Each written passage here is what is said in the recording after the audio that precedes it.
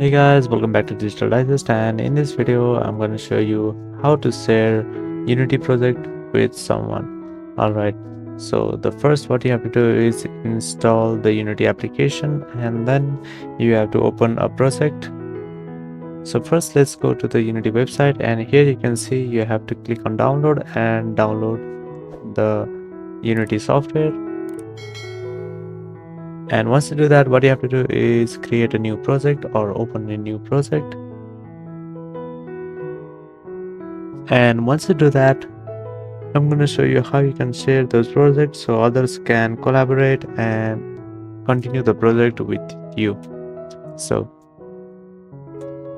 what you have to do is you have to search for how to share Unity project on the Unity support. So let's go ahead and do that. And here you can see there is a step-by-step tutorial given by the Unity support. So to share the link to your project, what you have to do is click on this share icon, and once you do that, you have to copy the link. And once you copy the link, you have to share the link to the person that you want to share the project with.